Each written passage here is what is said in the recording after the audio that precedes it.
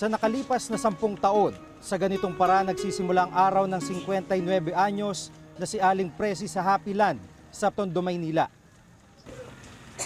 Janmar, halika na.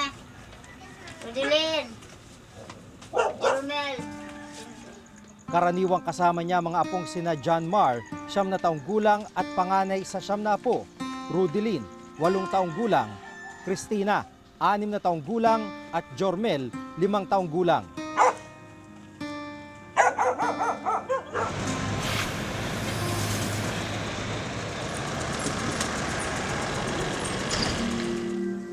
Kahit ilang metro lang ang layo ng destinasyon nila, kailangan pa ring madaling araw gumayak ang maglolola para raw di sila maubusan at makapamili pa sila ng kakaining agahan.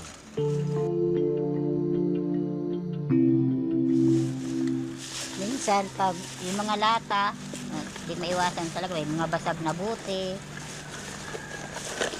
Yan. Minsan nasugatan na rin ako dito.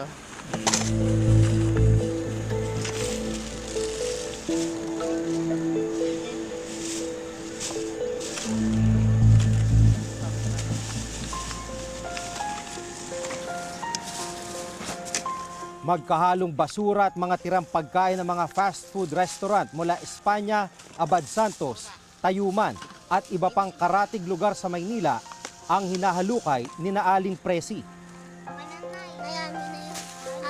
Hamburger, French fries at fried chicken ang regular na menu rito sa dump site.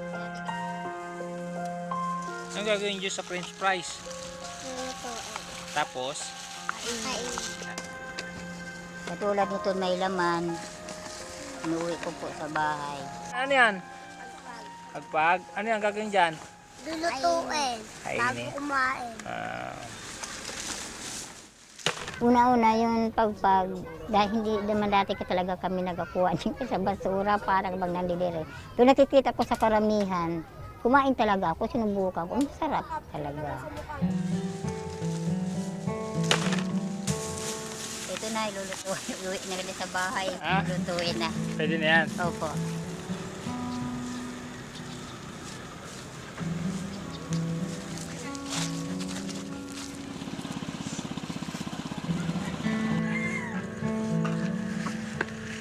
Makalipas ang 1 oras, balik bahay na ang maglolola.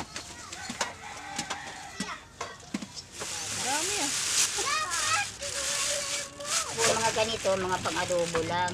Pero yung ganito, mga buo, yung prito yan.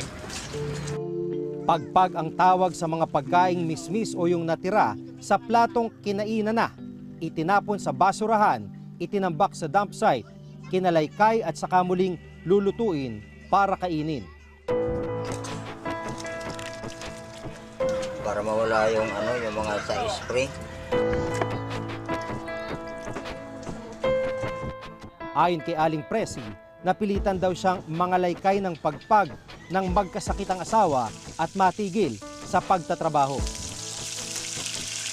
Ngayon, nung hospital ako, mahigit kami na 1 buwan, mahigit. Ang pagkagaling ko, paipsa lang ako sa pagmamaniho. Nagsaindik mo na talaga kayo, nanguha na naman ako ng nangalakal na naman ako. Adobo na to. Ayun, toyo at saka suka, bitin.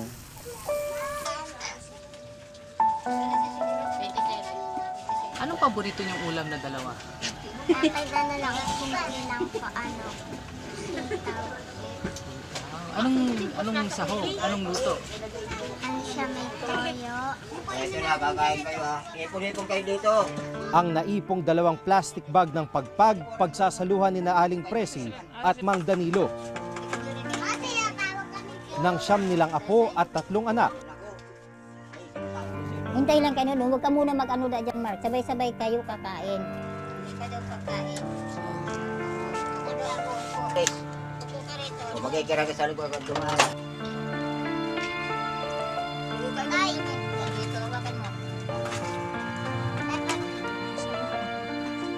Ang agahan ng pamilya na iraos na sa araw na ito. Lucio!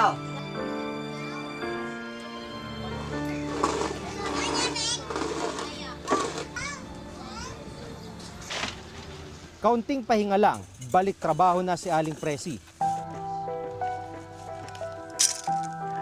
Tapos balik naman ako pakakain.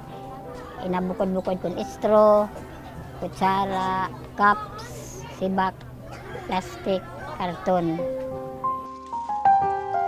Sa junk shop nito, pagsasama-samahin niya mga naipong plastic mula pa rin sa mga nakatambak na basura.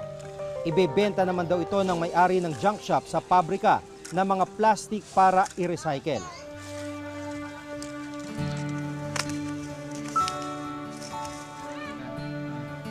Sa halos maghapong pagsasalansan ng mga plastic, 100 pisong kinita ni Aling Presi.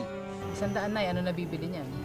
Ang bibili kong gatas, inuna ko yung gatas ng apo ko, bayad sa tubig.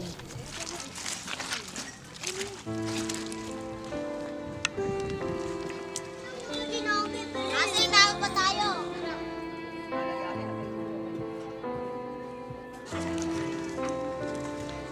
Tubig. Magkano binayad mo sa tubig, Nay? 26 po. Pero ang pera, sa isang iglap, ubos din kagad.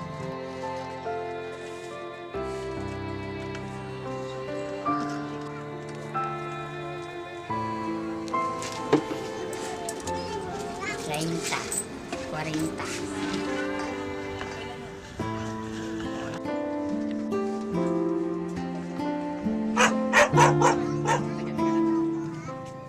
Sa kakarampot niyang kita, isang palaisipan kung bakit pati baon ng dalawang panganay na apo, sinasagot pa ni Aling Presi. Gayong may trabaho naman sa pangangalaykay ang mga manugang niya. Kaya di nagpakatapos ang mga nanay nila. Kung isa rin mga apo ko makatapos mag-aral. Nakapaghapunan sa kanilang bahay ang mga apo ni na Aling Presi at Mang Danilo.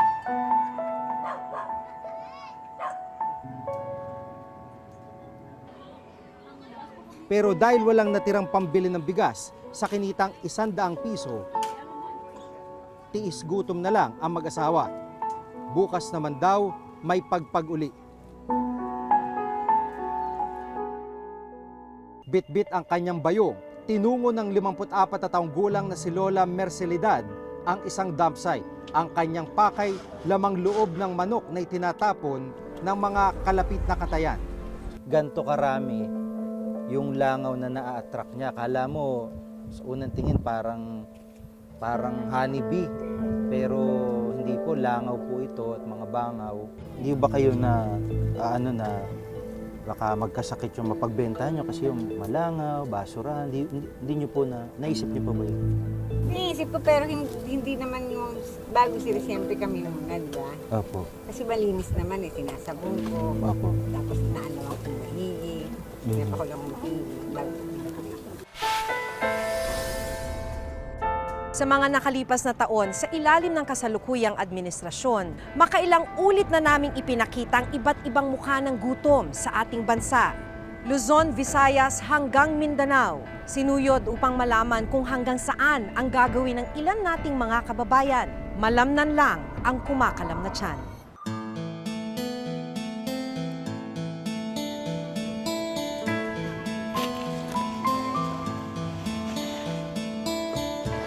Bit-bit ang kanyang bayong. Tinungo ng 54 na taong gulang na si Lola Mercelidad ang isang dump site.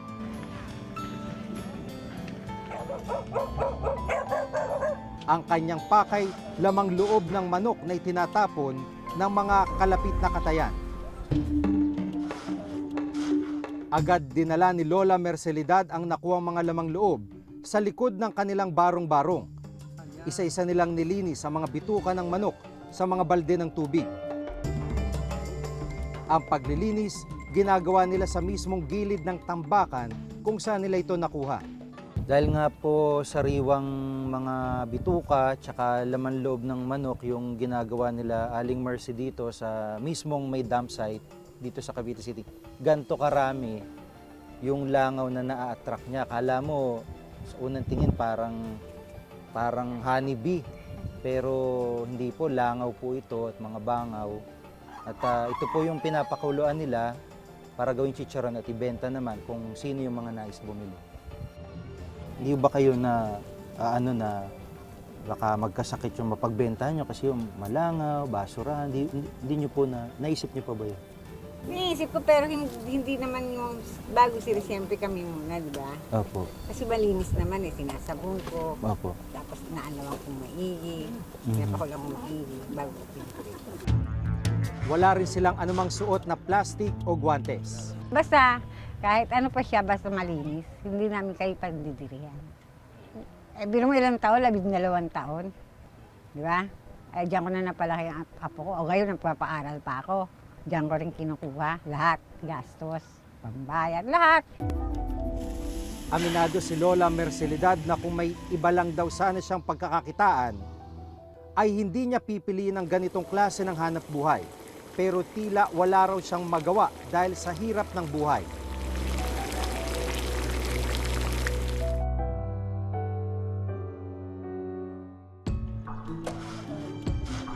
Wala ring permanenteng trabaho ang isang anak ni Lola Mercelidad na si Christopher. Kaya tumutulong na lang siya sa pagbebenta ng inilutong lamang loob. Pagsapit ng gabi, pinagsaluhan ng mag-inang natirang chicharon. Ito raw nagsisilbi nilang ulam sa araw-araw para makatipid. Hanggat wala pa raw maayos na hanap buhay sa pangangalakal, sa dump site pa rin sila asa ng pagkakakitaan at pagkain.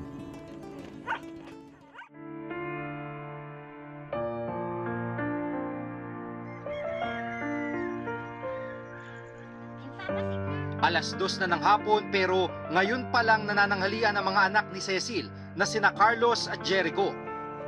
Pansit at kanin ang pagkain nila. Yung bigas, binili namin na yung may tira akong kalahating kilo, bumili na lang ako ng kalahati. Tapos may yung natira kagabi, yun nilagay ko. Maswerte pa raw sila dahil kadalasan lugaw lang ang kinakain ng kanyang mga anak. Ano lang siya, ngayon nag-ano siya sa labor, 260 isang araw lang niya, sahod. Kulang. Magandang hapon ho. Magandang, Gaano kahirap po? Isang taon na kayo dito. mahirap talaga tinitiis ko kasi minsan walang pagkain sa isang araw. Habang naroon kami, napansin naming matamlay ang isa sa 7 anak ni Cecil na si Carlos. Wala naman, nilalagnat lang yan. Kasi ito, namumula yung mata kasi ito na sore eyes. Sa ospital, kagad sumailalim sa urinalysis at blood test si Carlos. His weight is 10 kilograms. That's just for 1 to 2 years old. Sa pinakahuling National Nutrition Survey, lumalabas na 2 sa bawat 10 bata na may edad 6 hanggang 10 ang kulang sa timbang. At 3 sa bawat 10 bata na may edad 6 hanggang 10 ang kulang sa tangkad. Tinatayang 7.36 na milyong kabataan naman na may edad 5 pababa ang kulang sa nutrisyon.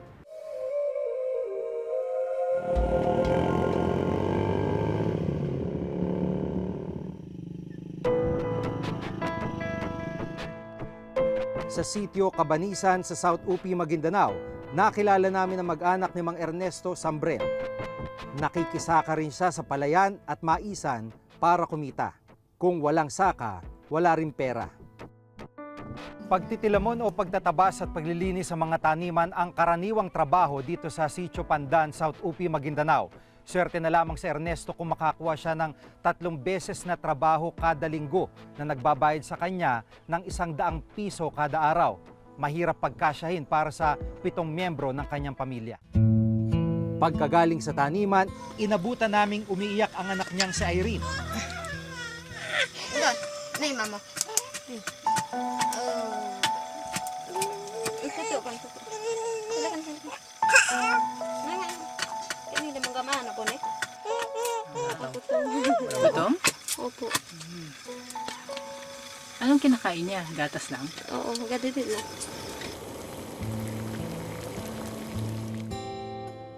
Pinaghati-hatian na mag-anak ang 4 na pirasong saging bilang kanilang hapunan. Tigkakalahating saging ang 4 na magkakapatid, habang si Irene nakatulog na lang sa gutom.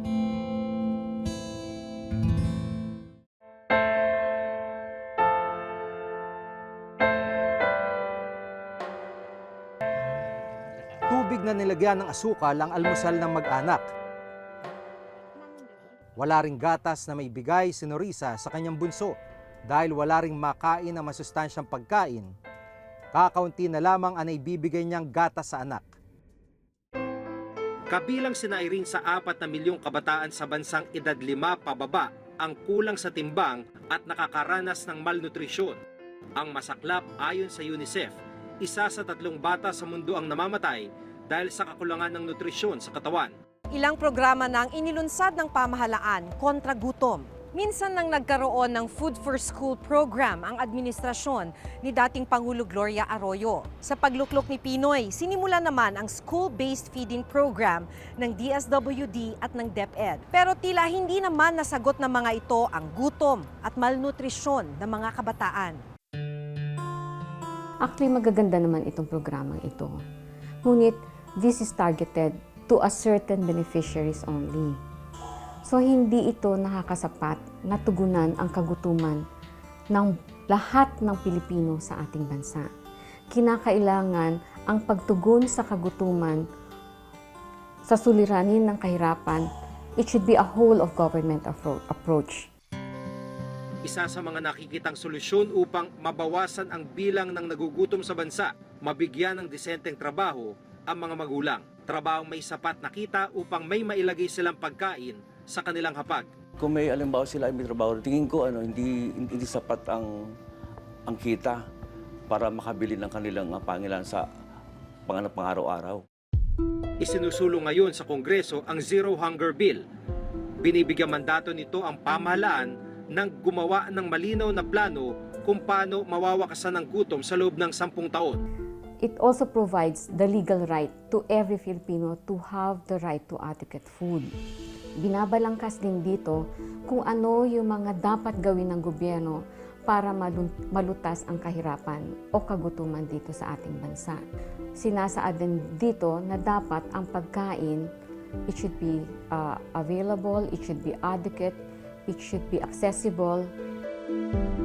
Nakabinbin pa rin ito sa Kongreso hanggang ngayon. Determinado ang pamahalaan na pag-ibayuhin ang mga programa sa paglaban sa kahirapan, kasama na ang pagtataguyod ng pagsasanay at paghahanda para sa paghahanap buhay upang tuluyang wakasan ang kagutuman at bawasan ang kahirapan.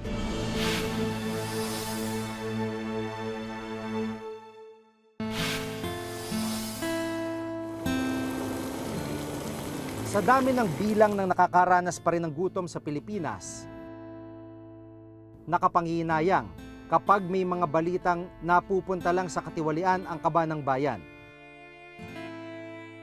Ayon na rin sa pinakahuling survey, dumarami pa rin ang bilang ng kumakalam ang sikmura. Isang malaking hamon ito lalo na sa mga susunod na mamumuno sa bansa.